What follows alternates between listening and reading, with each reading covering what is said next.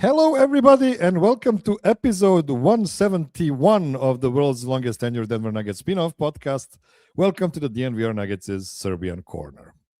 My name is Miroslav, and before we begin, please take a moment to like the video on YouTube, and if you haven't already, subscribe to the DNVR Sports YouTube channel and DNVR Nuggets podcast channel. The audio version is ideal for your commute or to make your office or home office time more bearable. If you want to support the show more directly, you can become a Patreon supporter at patreon.com/MiroslavCuk, just like my secret tier supporters Peter Plummer, Daniel Lynch, and Brian Johnson. Patreon supporters can enjoy the ad-free audio version of this show. They can also submit ideas for guests and topics and appear on the show during the summer. Since my last show, the Nuggets have played two games. First, it was Orlando who came to town.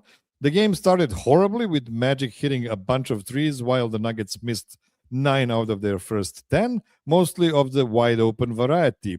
David Adelman was trying out stuff to try and reverse the trend, even playing the Balkan-Baltic double big lineup, but nothing worked.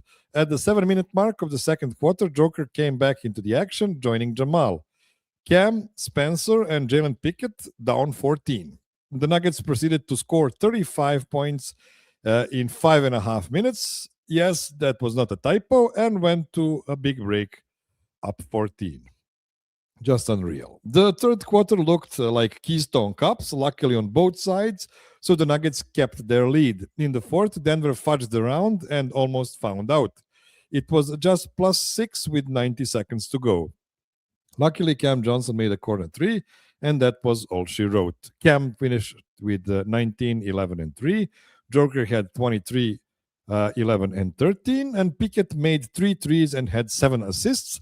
But it was Jamal Murray who took the show. 32 points on 50% from the field.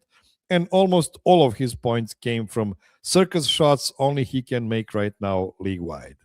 On the other side, Paolo Banchero had a triple-double with 26 points on his regular shooting splits of 42-0-66. 6th straight win for the good guys. Yesterday, in the afternoon time slot, if you live in Colorado, and in almost sane 11 p.m. time slot in Serbia, Houston came to town again because we only play Houston this month. The game started sloppily with Denver needing a full 2 minutes to let the home audience sit after a made shot. Joker got 2 ticky-tack fouls on offensive rebounds, so he needed to sit early with 2 minutes to go in the first. Jonas' lineup worked well, so the Nuggets went to the first break with a 3-point lead. It continued playing well in the second quarter, and it was after Joker came back at the 7-minute mark and Jonas stayed on the court for a couple of minutes that the Nuggets had several turnovers and let Houston get an 8-point lead at the halftime. Joker got his third foul in the second quarter. Again, on the offensive side of the court, the home team scored just 16 points in the second quarter. In the third quarter, Joker received his fourth foul, this time on a careless defensive play with 7 minutes to go, so he had to exit the game again. The Jonas lineup played well again, but Reed Shepherd had a personal 11-0 run at the end of the quarter to put the lead back to 16. The Bal double big lineup was back on the court for the end of that quarter, and it blew in the Nuggets' face again. At the 8-minute mark of the fourth, and there was no improvement to the score at that point, David Adelman got ejected after second technical foul after complaining about one of the non-calls after Joker got mauled by Steven Adams, which resulted in the scariest chant you can hear from the stands at the NBA game. Ref, you suck. Jamal scored 8 out of 16 points late when the game was already out of reach. So he saved his face by improving from 2 of 11 to 4 of 13 shooting night. Joker had 25, 7, and 5, but those 5 assists came with 5 turnovers as well. And the Nuggets were minus 20 in his 29 minutes. Cam Johnson's shot was nowhere to be seen. Tim Hardaway Jr. got his second start of the season, but he was also inefficient. And Spencer Jones didn't play in the fourth quarter, presumably due to health-related reasons. Julian Strother and Hunter Tyson got almost 5 times of playtime, since that's how much garbage time this game had. the win streak is over. Please let me introduce my guest for today. He has the best radio voice of any Nuggets podcaster ever. He has the most unique Nuggets takes as well and can turn my Nuggets takes upside down over a glass of ice cold ginger ale. He's the Denver Stiffs legend, co host of the Denver Stiffs show, Gordon Gross. Welcome back, Gordon. I'm not sure you've actually heard my podcast voice, despite the fact that we've done many of these together, Miroslav. If you think these dulcet tones are the best in the Nuggets blogosphere, I think you better get that hearing checked, old man. The beauty is in the eye of the beholder, and in this case, in the ear of the beholder. I guess. I just prefer it, and I remember that from 10 years ago. Like, oh, I can listen to this show. Like, this guy has a great voice. So yeah, it's not a compliment just out of thin air. It's how I feel about it. Well, I appreciate it, but yeah, the Nuggets this week were interesting. It was an interesting week. It was, and more on that in a quick second. But before that, I wanted to ask you: is the holiday season visible on the streets? Do you get extra Coca-Cola commercials nowadays? I mean, the holiday season's visible because you can't get away from songs on the radio and songs on TV and whatever. But yeah, on the streets, no, man. Especially in Colorado, we're very snow-free at the moment, which is unusual for us this time of year. I mean, we don't usually get hit with a bunch of snow until mid-January or February, but we still have more snow than this. So it's very warm. We're going to be hitting in the 60s for Christmas. That is not normal around here. And that's, very unusual. It is. And I'm thinking, you mentioned how weird this week has been for the Nuggets. And I'm going to leave this comment on for a moment because I feel it's pretty important. Serbian Corner on solstice. Yeah, that's how we do it. The Nuggets played Orlando, and I don't have a lot of takeaways from that game, honestly. When I think about it, I only remember like Jamal hitting 15 insanely difficult shots to get to like 32 points or whatever he had. Yeah. And then Joker was kind of playing through the mud, and everybody else was kind of having a weird game. In the end, they won, but it wasn't a game to write home about. No, but I mean, Orlando's also a very good defensive team. So they put up 126 on a squad that can defend, which does still mean something. It was an odd game. It was a very strange looking game. Yeah, and we'll talk about that kind of offense more later in the show. But let's go now to I wanted to say last night's game, but it was last afternoon's game. I guess Joker was for you. Yeah, it was. I actually fell asleep after first quarter. I just couldn't handle the 11:30 p.m. Time. I actually get easier. If I get 3 hours of sleep and then wake up at 2 a.m., that's way easier for me than to stay up at 11 p.m. I think it's just related to my age, but I digress. So Joker was in foul trouble all game. Jamal had a bad night shooting, and the team relies on them so hard now, even that without allowing Houston to make 19 threes on above 50% efficiency, that would have been enough for them to lose to a very physically imposing team like the Rockets. What are your main takeaways from yesterday's game? I mean, the Nuggets just weren't, I don't want to say ready to play. The Nuggets didn't have it. And it's an afternoon game. The Nuggets have struggled in afternoon games before. This is not the first time that they have looked. They like their rhythm. They're a very rhythm-based team, and if you make them start practicing early and play early, they haven't been as good historically. They were just out of rhythm, and the problem was when Jamal. I mean, I think Jamal went 4 for 13, but he started 2 for 13. Yeah. So, like, he made a couple of buckets late, but they didn't make a difference. Joker was also not up to his normal efficiency standards. He missed a bunch of shots he would normally make. Like, yes, the Nuggets couldn't defend the three-point line, but really their two main stars couldn't shoot. And they don't have enough other guys to come up alongside them when that happens. You don't have an Aaron Gordon who can change the tide by, with the strip steal and dunk or, going ahead and hitting those corner threes. You don't have those guys.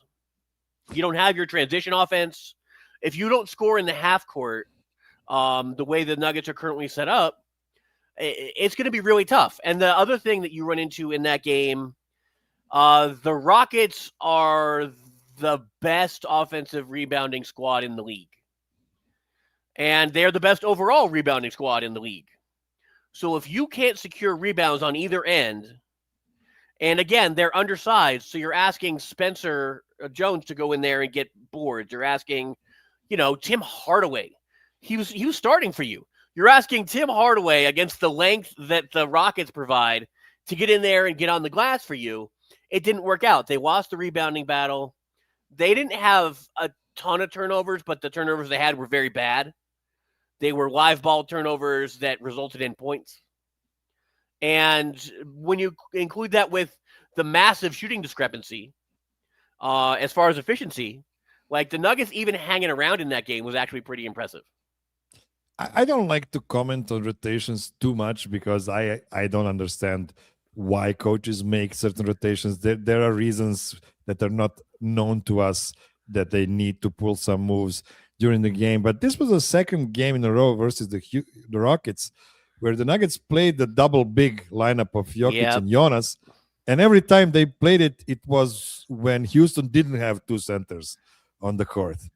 Yeah, that was just a weird decision to me. Well, and when they're doing that, the Rockets at that point know that neither one of the bigs wants to close out all the way to the corner.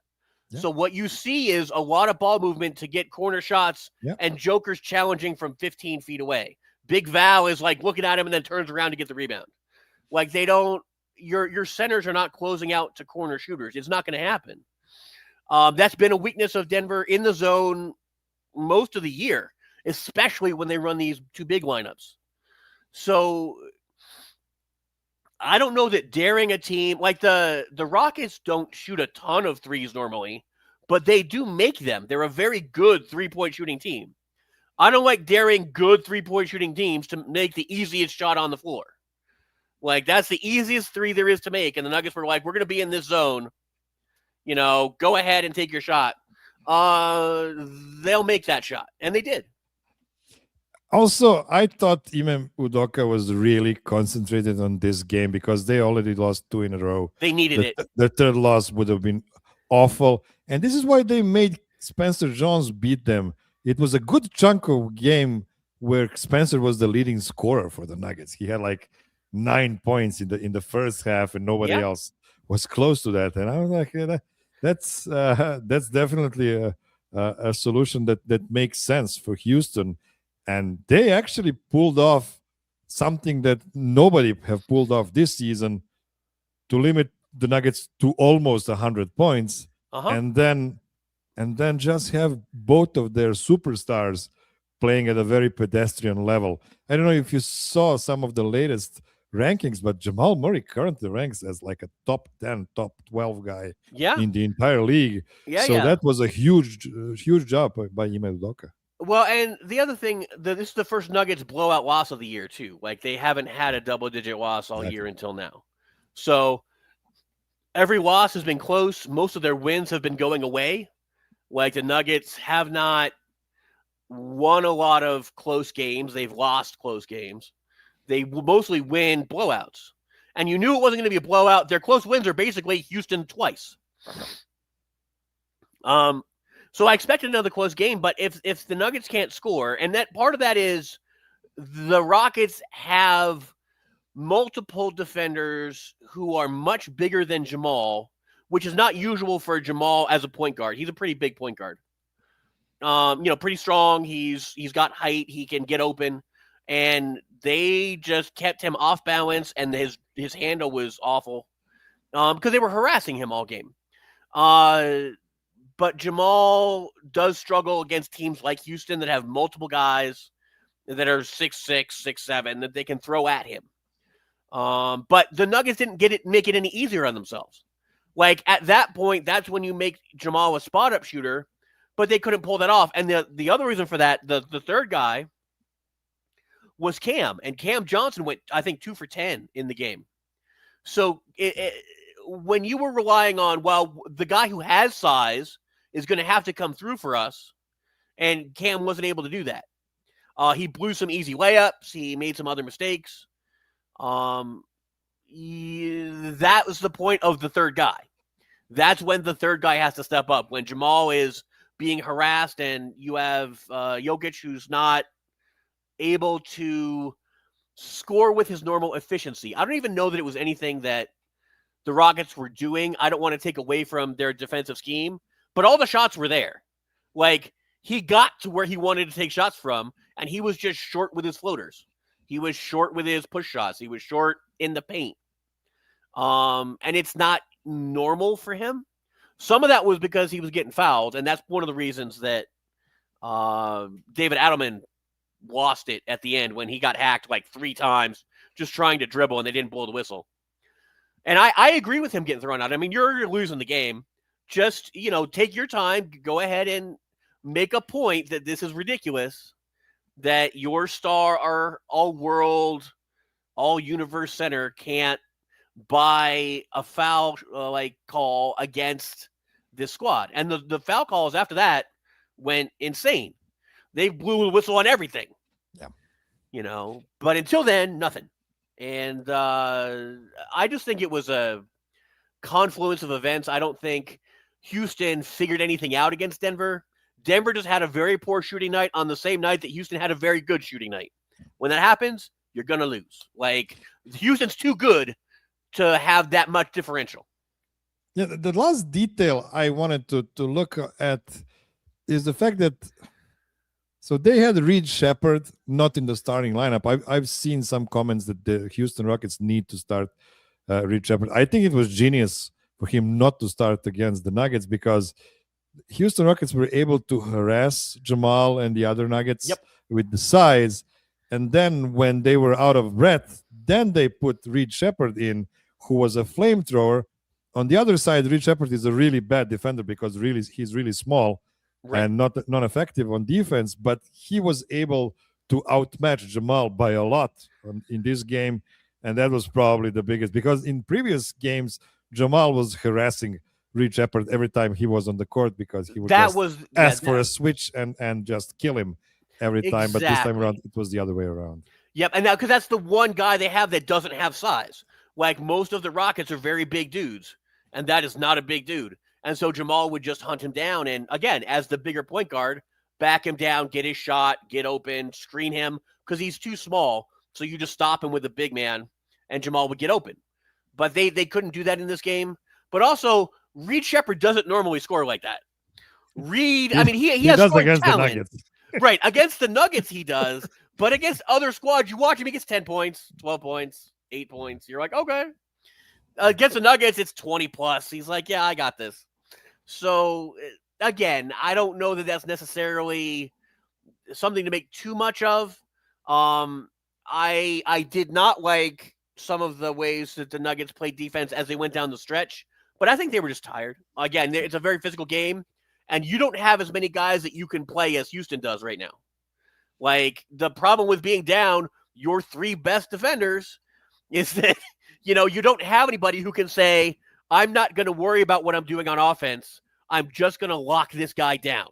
They don't have those guys. Like with Watson, when he's out there and you've got Watson and Brown and Aaron Gordon, Watson can just say, don't worry about getting shots. It's going to be me and KD, and I'm going to make sure he stops killing us. Okay. Good. Take your shot at that. But you can devote all your energy to that, whereas the Nuggets have to keep splitting it because they don't have enough defenders, which is another reason they go to the zone. But the 2 big zone, like you said, not very helpful. And unfortunately didn't save them any energy. And then the weird rotations that happened because Joker got in foul trouble. He could have had his 4th by the end of the first half. If they hadn't, if they switched their minds on that charge call, that would have been 4 on Joker before halftime. So that's always one of the ways to beat Denver is get Nikola Jokic in foul trouble. That's always been one of the 3 ways to beat them. So, again, everything worked out for Houston tonight, and I'm not taking anything away from their game planning. like you said, some of it was strategic with where to deploy Shepard. Some of it was uh, the Nuggets got away from their game and let Houston into their heads a little bit. Bruce Brown and KD after the game talked about that. But I'm really interested to see how the matchup goes in March if both squads are healthy, because AG and Christian Brown should both be back for that one. Loose, they've played, they've gotten back in shape. I want to see how that goes because we're probably going to see Houston again in the playoffs. Yeah, I agree. It's going to be a fun game. Hopefully, both teams are going to be healthy so we can get the real playoff preview there. Okay, let's take a short break. And then after that, I want to talk about the Nuggets not having their 3 top defenders. Don't go anywhere. So the Nuggets are missing Aaron Gordon, Christian Brown, and Peyton Watson, all defenders, and I don't think that's a coincidence. This is me putting a tinfoil hat on. Okay. So soft tissue injuries in particular happen more often than ever, presumably because the guys have to cover more ground than ever. Plus, they have to think about the guy they're guarding slowing down after picking the ball with almost no restrictions anymore. The guys nowadays are allowed to make 2 steps with the ball in the hand and then just stop and pivot, which used to be illegal. Are you surprised the good defenders are falling like flies now? I'm not surprised. I am surprised it happened to Denver all at once. But again, I mean, Watson he just fell wrong. It's that's not really a soft tissue injury. He just, got hit and fell and hurt himself. Like, that's anything that can happen. Aaron Gordon has had 2 major leg injuries now in the last 2 years, and that is concerning because you need him to have his legs. Without his legs, he can't cover the ground he needs to as a defender. That is something that you are paying him to do. That's his first job is to be your main defender. His second job is to be the dunker spot. His third job is to be Mr. Nugget. Like, those are the 3 things that you need from him. Scoring, beyond being a dunker is a bonus, and it's amazing. And when he does it, we usually blow teams out. So for him, having potential restrictions on how far he can run on the court is problematic because, like you said, defenders do cover a lot of terrain now. I expect the Nuggets to keep with the zone even when they get those guys back just to save their legs a little, just to make it so they don't have to run as much in the regular season. Because in the postseason, I expect them to go all out, but you don't want to have to go all out against the Bulls in January. You want to go all out against the Thunder in the conference finals. So, but I do think that has something to do with it. But the kind of injury that Christian Brown ran into, like, that's a foot sprain. Like, and they said ankle sprain. The way he walked, it looks like a foot sprain to me. So, I mean, he's out weeks, and that's not a soft tissue problem necessarily. That's I rolled my foot, like, landed wrong, sprained some ligaments in my lower leg issue. And again, you can only do so much about that. That's a bad fall. That's a bad step. It's not necessarily overuse. At the same time, bad steps happen to guys that make a lot of steps. True. so it's just a trend I'm seeing all over the league. I can see a lot of good defenders just missing time, and this is why I actually have a crazy theory to show to you today. So the Nuggets are 20-7, which is by no means a bad record. Nope. And they're trying to survive, as you said, by playing a lot of defense. So they are allowing a lot of corner threes, and the only reason they have this good record still is because their offense is just otherworldly. Yeah. Now, before we pivot into what makes their offense so incredible, tell me, do you agree with the thought I had yesterday before the Houston game? If you're not OKC, so you don't have 25 defensive specialists on your roster, maybe the best way to survive the doldrums of a 82-game regular season nowadays is to have a middle-of-the-pack defense and the best offense of all time. You just cannot overextend your guys by asking them to injure themselves by playing locked-on defense 82 games. No, I agree with that. And especially defenders who can also score are hard to get. So it's very tough to have the top-rated offense and the top-rated defense. It's one of the reasons that OKC, being close on both, is so damn impressive because they're so deep and they've got waves of guys they can throw at you who all fit the system, who all know what they're supposed to be doing. The Nuggets don't have that. The Nuggets have a couple of key defenders, a couple of guys who can defend, and then they have the Jamal Murray, Nikola Jokic tandem that is the key to the greatest offense in the league. Like, so lean into what you do well. Like, I don't understand the idea that you should like try to do the things that you're not built to do, especially down 3 defenders. Just go outscore everybody. I understand, and it kind of sucks that you're going to be coughing up all these points, but you can outscore most teams. Just go outscore most teams. And the Nuggets are to their benefit, to their credit, they've pretty much said that's what their plan is. I want, hopefully it's only a couple more weeks until we can have at least one of those guys back. Hopefully 2, because Peyton Watson shouldn't be out forever. But between AG and Christian Brown, hopefully one of them is back around the new year. Otherwise, just keep doing what you're doing. Like, it didn't work against Houston, but I would rather everything fail at the same day, and then you can just scrap it and say, I don't care about that, and come back out next game with an actual offense that you normally run and run very well. It is one thing that actually pisses me off the most about things like MVP race when we are talking, Joker is so amazing on offense, but look, he's a 0 on defense and the game is played on both. Listen, man, like if you tell me that defense is equally as important as offense, like explain why the Orlando Magic suck every year. Like they're just this incredible defense that has no idea what they're doing on offense. And it's like that's not a way you can win easy. You cannot save energy and win playing like the Orlando Magic. Well, and the league is set up to preference offense. So if you build the best defensive squad ever, the best offensive squad can probably still score on you. Like, that's how the league is designed. They want you to score points. If they didn't want you to do that, we wouldn't keep having all these guys fall down and get whistles. Like, they just wouldn't blow that whistle, and guys wouldn't do that. Like, I was around for the 90s. I remember the 88-78 style games. Like, the league doesn't want that stuff. They don't want to see guys just smashing into each other and then falling all over the place and blood on the floor. They're not interested in those kind of games anymore. And I don't blame them. Like, offense sells. But because that's the case, having an offense that can actually legitimately be an all-time offense is what you should lean on. And the fact that Nikola Jokic isn't going to get credit for his regular season defense, neither does Jamal. But then you see them in the playoffs when they play every defensive play like it matters, and not just, I'm going to conserve energy, you already beat me, go ahead, get your layup, I'm going to get it back on the other end, which is what Jokic does all the time.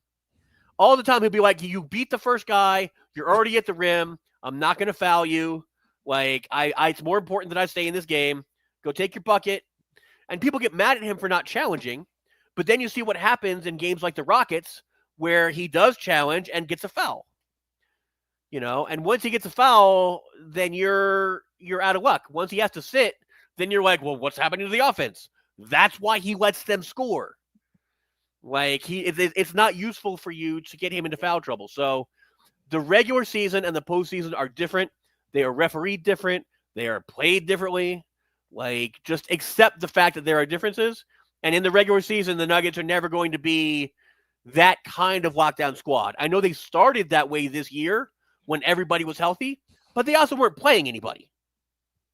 Yeah, and also in the playoffs, one more thing that's different is the timeouts are like double the length of regular season timeouts. So they allow players to catch their breath in order to be able to play hard every possession. It's something everybody understands and knows. It's what we do in this league. And by the way, I'm going to tell you something. The basketball purists will tell you allow defense more. We need more defensive impact everywhere. You know what? FIBA basketball did that back in the 90s. And I remember like 1993 EuroLeague finals between, I want to say, Limoges and Panathinaikos that ended like 43-41. Nobody wants to watch that. So Right. I agree you shouldn't lean too hard into the offense because then you get like a WWE style circus. And this is something I want to talk about in one of the upcoming shows this January. But yeah, I agree. It is what it is. Everybody knows what's the name of the game, and this is why everybody, or at least the Nuggets, are playing the way they are and conserving energy.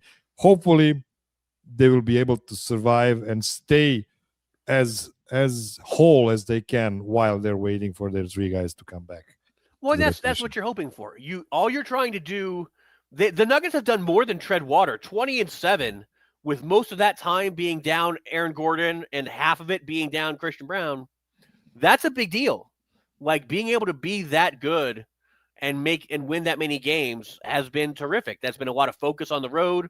It sucked they've dropped this many games at home. That's been very frustrating because you want to win those games. And it was against the easy teams. Against the Rockets, I don't expect them to beat the Rockets necessarily. But against the easy squads, man, you got to find a way to take care of business, focus on your game, and lean in and put them down when you can. And the Nuggets have had trouble putting teams down if those teams are going to just be comfortable scoring with them. But again, these are problems that would be solved if you had your three best defenders back on the floor. So you could close out games because your three best defenders will be out there with, Jamal and Nikola, and everything would be fine. So I'm not stressing about it. They're annoying when those losses happen, but the Nuggets have put themselves in good shape. They have survived most of this time. They just need to make it the next 2 weeks, basically. And so fingers crossed that they can keep it up and they don't have a slide. Yeah, hopefully that will be all they need. Okay, let's take another break. And after that, let's talk about the offense. Don't go anywhere. So, yeah, let's talk about the offense now. Unless you think there's a bigger reason for them having the historic numbers, even with a two-way contract guy starting, than Joker, please make the case. If not, let's talk about how the heck does he do it. Here are the lineups with the most minutes played with Joker on the court, and I want to take this one off so we can see it. So the two lineups with the most minutes, including Joker, are the original starters, 153 minutes, 153 offensive rating, which is, borderline historically good. Then there's this secondary starting lineup with Peyton Watson and Spencer Jones inserted 138, almost 139 offensive rating. What? And plus 19 nets. Like their defense dropped, but their offense exploded. And then there are, several other lineups, like the one with Joker and Jamal, with Peyton, Bruce Brown, and Tim Hardaway Jr. That one is 136. The defense sucked, but still 136. Yeah. And then this particular one with Jamal and Tim Hardaway Jr. at the backcourt, and then Cam Johnson, Peyton Watson, and Nikola Jokic, 147, almost 148. Gordon, what is going on there? Well, part of that is small sample size. That's 30 minutes. Part of that is you had a couple of good runs with those guys. That's going to happen. But this one, the new starters with Peyton Watson and Spencer Jones, 139 in 133 games. That's like 8 games of sample there. Like, that's not nothing. No. And you'll notice that I think for me, the difference has honestly been Cam Johnson in both roles rather than necessarily Peyton or Tim. So what happens in I'm not sure what happened to your graphic there, but yeah, what happens with with the one with Jones, Cam Johnson, Peyton Watson, Jamal Murray, and Nikola Jokic. Jones has been a good corner 3-point shooter. Watson has been a good corner 3-point shooter. So either one of those guys can make their corner shots. But that lineup happened when Cam Johnson found his 3-point shot. He was missing it when Aaron Gordon was healthy. So when Aaron Gordon was healthy, Cam Johnson couldn't shoot for shit. This is why the original starters actually have a pretty pedestrian 123, because both Christian Brown and Cam Johnson couldn't hit. Right. You know, they couldn't hit the brush out of a barn. Yeah. They couldn't throw it in the ocean. And so the team was still great, but now that Cam has warmed up and found his 3-point shot, now it's different. And again, Watson and Jones both had theirs. So it's been really good to see. You'll notice the constant in all of those still remains Jokic Murray. It's still Jokic Murray. And it's still, for me, the reason the offense is working so well is that they have specific 3-point shooters, like Tim Hardaway also. Not Bruce, unfortunately, but Tim and Peyton Watson and Spencer Jones. Spencer and Peyton are taking the correct threes, which are the shortest, easiest open three. And then Tim is just firing away like a madman because that's what he does. But it forces openings because you have to go cover the whole floor. And once you have to cover the whole floor, the Murray-Jokic duo will destroy you. You cannot stop them. It's been my complaint about the Nuggets forever is that if they just had one or two more 3-point shooters, they could demolish every team in existence because you just cannot cover enough of the floor to handle Jokic inside and Murray coming around the corner. You can't do it. There's not enough people on the floor. There's not enough ways to do it. So the Nuggets so far this year have been proving that. That's why they have the number one offense.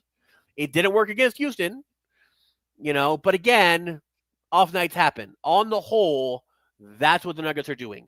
They're making their easy threes. They're making their open threes.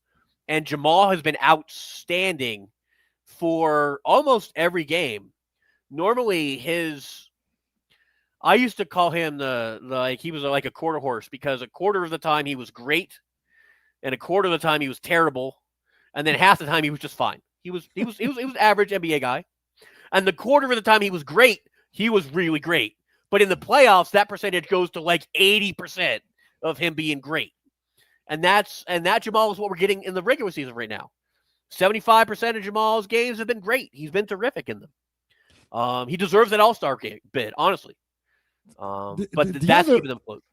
The other part of having great offensive rating is you have to have good or at least possible non-Jokic minutes so they don't pull the Jokic minutes down.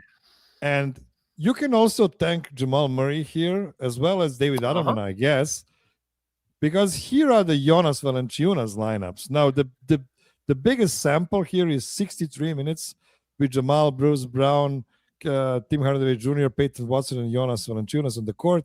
63 minutes minus 0.5, which is like the holy grail of Nuggets basketball. Like, if you're just minus 0.5 in Jamal's stagger, you're winning a lot of games. But hear me out. Here are two lineups with Cam Johnson staggering. Here we have Cam Johnson with Bruce Brown, Tim Hardaway Jr., Zeke Naji, and Jonas Valanciunas. +2. Oh my God. 130 offensive rating. And then there's another one with Bruce Brown, Jalen Pickett, Tim Hardaway Jr., Cam Johnson, and Valanciunas +3.1. Admittedly, only 14 minutes there. But we are seeing Jamal being almost not a negative stagger, and we are actually seeing some really encouraging numbers with Cam Johnson staggering next to Jonas Valanciunas and other bench guys. Agreed. And that's one of the things one of the reasons that I was pretty high on acquiring Cam Johnson is because he can do more with the ball in his hands as far as running an offense for other people, making sure that he fills in the lanes. He's better than backups, and so when you put him in against backups, he flourishes. It's the Nuggets bench. really has run through Valanciunas. Whenever his touch as a big man, his ability to get rebounds and continue possessions or end other people's possessions, that's what has killed the Nuggets for years, is their inability to clean the glass. They couldn't, I used to watch Najee and Hunter Tyson and them just get overwhelmed by real centers like Andre Drummond, would just obliterate them on the glass to the point that you have to bring Jokic back in early because they don't have anybody with size. Now the Nuggets have somebody. They've got a 7-footer. He can also shoot. He has good touch around the rim. He's got a step back. Jonas is an incredible bench player. He's better than the bench, but the Nuggets are finding out ways to use him. I think they need to work him in more as far as a pick and roll option. They don't honestly run a ton of pick and roll on their bench compared to what I think they could run, considering that it's not like Jonas doesn't know how to do it. So I hope that they lean into that more. I think it helps Jalen Pickett as the backup point guard to have a real center out there instead of just some forwards that he's trying to make work in an offense. So, yeah, the Nuggets are a complete team, especially when they get healthy. They're a complete team, and I'm dying to see Aaron Gordon and Christian Brown come back healthy so I can see what they can really do with all their pieces. I'm really happy that we were able to see Zeke Naji in a positive lineup there as a 4 next to Jonas. It warms my heart because he was a real NBA prospect before the Nuggets damaged him so hard by playing him at the 5 where he wasn't. He's not a 5. Yeah, he just cannot box out the large human beings. It's not his game, and he doesn't have a back to the basket game at all. He never had a back to the basket game. So, I mean, if you wanted to do that with somebody, you should do it with Deron Holmes, who does have a back to the basket game because he's played center and power forward. But Zeke never played center before he got to the NBA, and I think that's a terrible way to start. You don't want to start against the biggest, most skilled players on earth. That is a terrible idea. And so, yeah, I agree with you. I think Zeke having some minutes at power forward, showing he can still play some defense, finding a way to rebound better, that's what you're asking Zeke to do. Make cuts, rebound, defend on the perimeter. That's all you want from him. And he's had some flashes during these last couple of weeks where you're like, yes, do that. That if you do that, you're a playable option, and that's good to see. I have a silly question before we take our last break.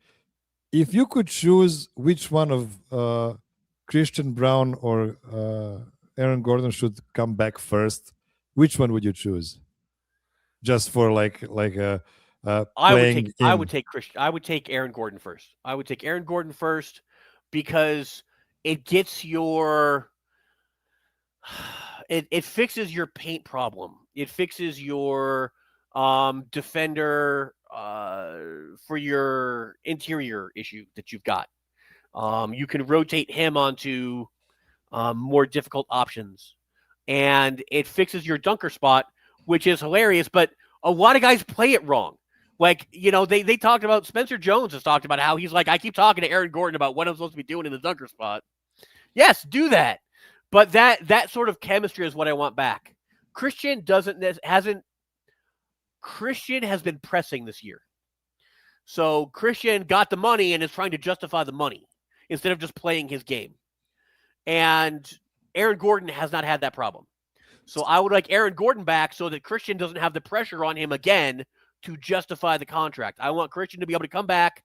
Everything's working great. They're on a winning streak, and he can just come in and work himself back into the game.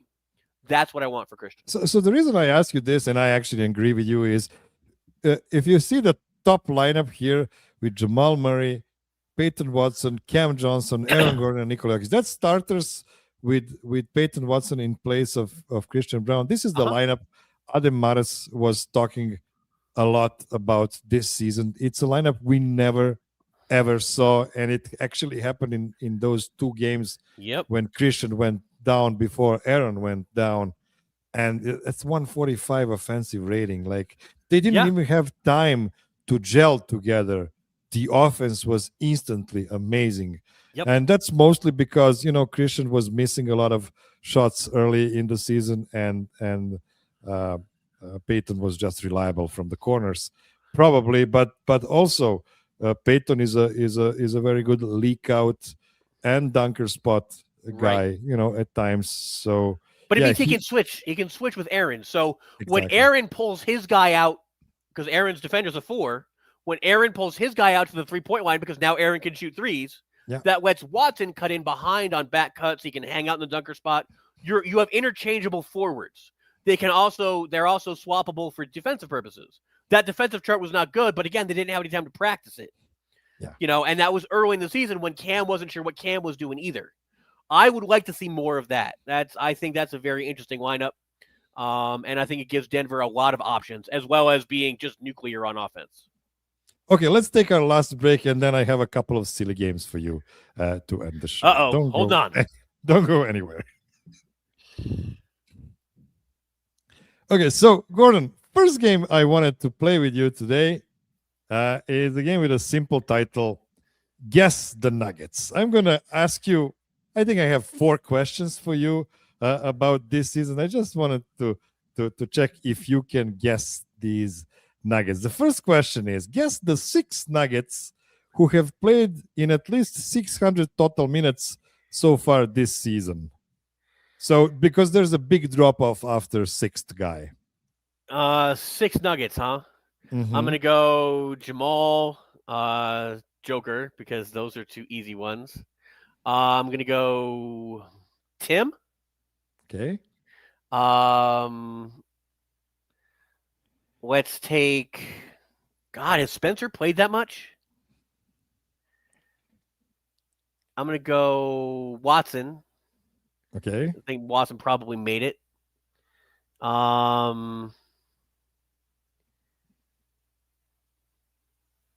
more.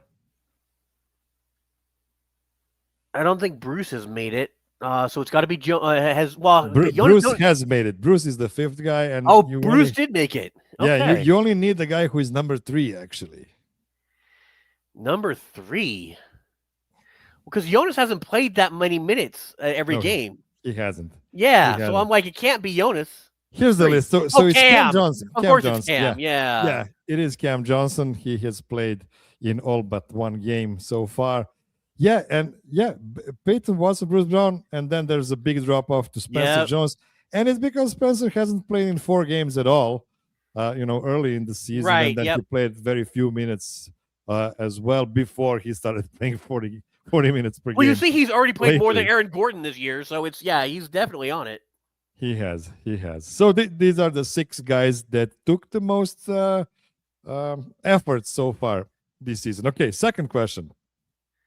Guess the 4 Nuggets with the effective field goal percentage above 60%. So which 4 Nuggets shot above 60% effective field goal percentage? Once again, I'm going Jokic,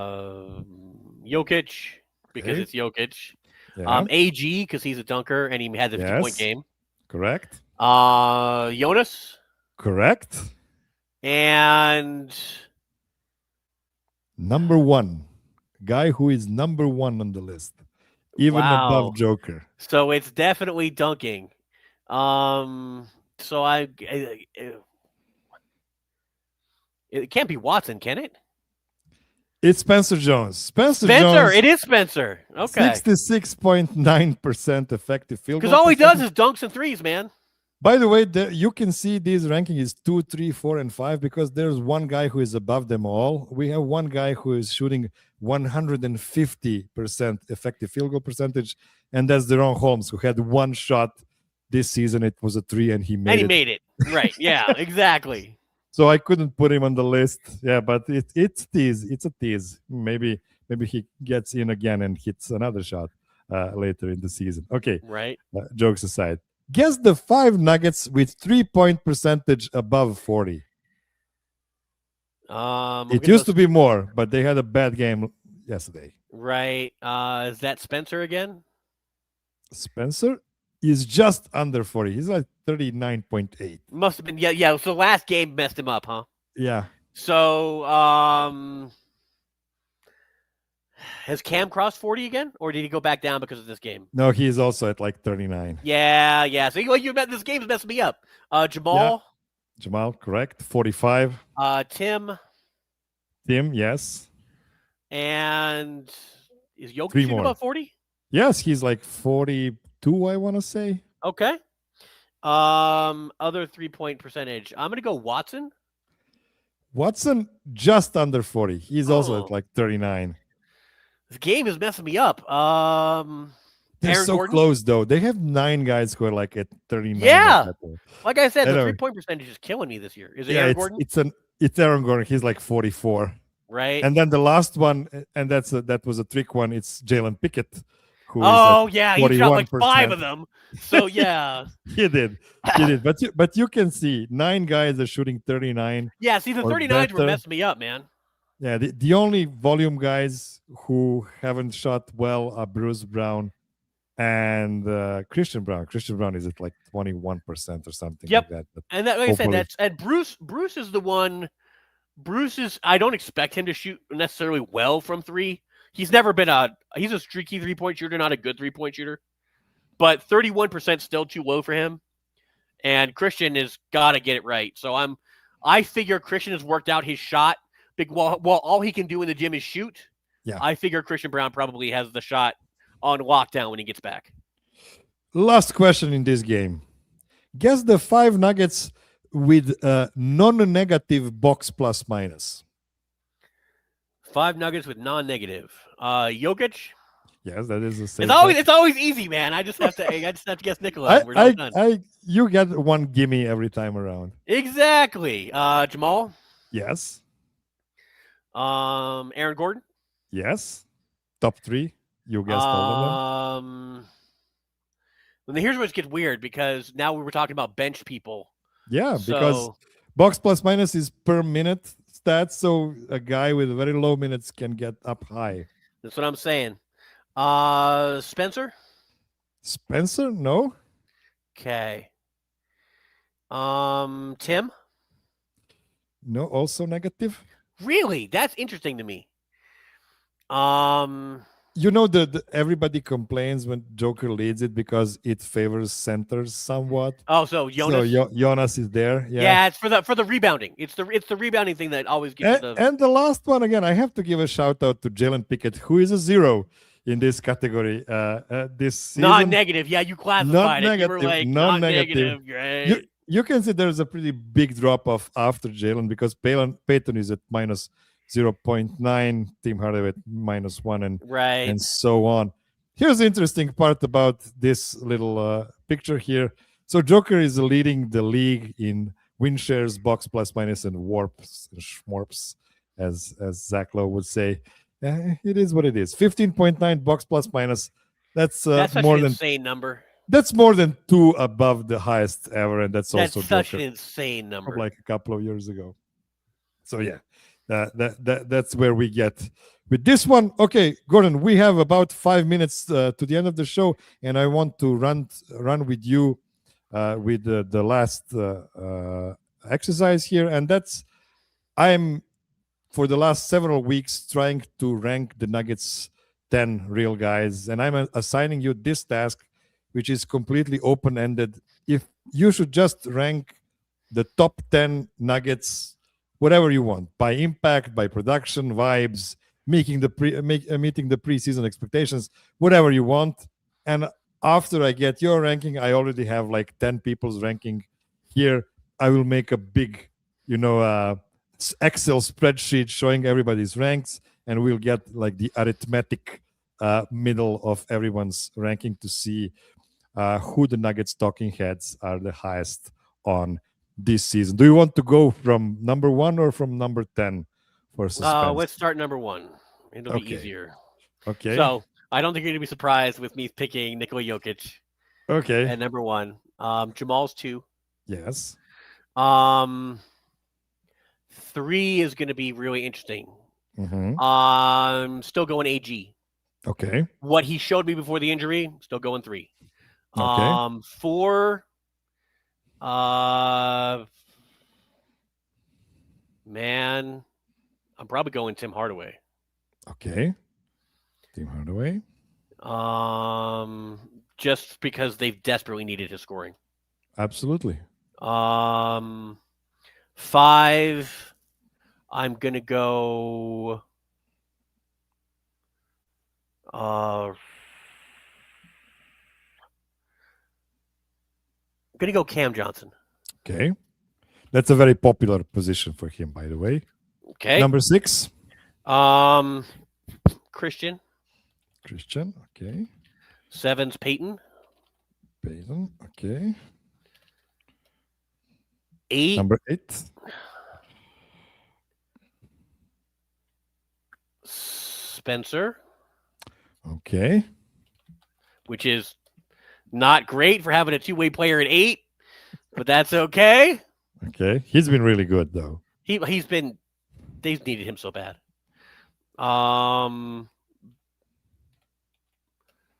Bruce for 9, probably. Mm-hmm. Have I missed anybody important? Yeah, Jonas. Oh, I gotta go. Put Jonas below Peyton, Okay, and then bump Jonas everybody else down. 8, and then Spencer, and then Bruce. Yep. Okay. And it's nothing on Jonas, but he can only play so many minutes. Yes. That's my problem with Jonas is how many minutes can you play to affect the game? He can't put in 35. He can't do it. And also the two big men lineups so far hasn't worked great at all. They never have with Jokic. It didn't work when we had Nurkic here, and it's not working well with Jonas. And it's no fault of anybody's. It's just neither of them is a 4, and neither of them is a tweener. You have 2 5s, and it's not really the kind of league where you can play 2 5s easily for many minutes. They had a chance against the Rockets, when Steven Adams and Alperen Şengün were on the court. They didn't choose to use it at that moment. And yeah, they might use it against some really bad teams, like just punish the other team. Teams that can't shoot that doesn't threes. shoot. Yeah, that doesn't if shoot. You can't shoot threes, put the 2 bigs out there, play them in a zone, and be like, we're going to rebound everything. We wish you the best of luck. Like, you can't drive on us and you can't shoot, so what are you going to do? So that's when I would use it. Yeah. So until we get to see that, unfortunately, Jonas is just going to have to be, happy with 12 to 14 minutes. Right. Every game, even though he's been mostly great for the entirety of the season, is just the position he's put into. I keep waiting for the Nuggets to give Jokic a day off and let Jonas start. But they can't really do that easily until you have the other guys back. Yeah. So I'm waiting on that for Jonas to start giving Jokic some rest days, and that will kick in soon. Yeah. Maybe if they rest both Jokic and Jamal, and we get another, what was it, Reggie Jackson and DeAndre Jordan Hall of Fame game. Exactly. Just a show-out game. That's what I'm looking for. Okay, Gordon, please tell the audience where they can find your work. I write for Denver Stiffs, which is one of the longest-based fan communities for the Nuggets. Been around since the aughts, which is a while now. And you can always find me at GMoneyNugs on Twitter, or in the movie chat that Miroslav and I are in. So you happen to get in our movie chat, you can listen to me talk about how much I really don't like Quentin Tarantino, and we can go from there. It's a very exclusive list, but you know what? We are expanding it slowly. So you never know. If you're good enough to us, right? Yeah. We can have one of the person from the chat come in with that at some point. It'll be fun. We'll give them an invite. It'll be like a golden ticket. Exactly. You know what? I might use it for my Patreon supporters. That might be actually a good idea.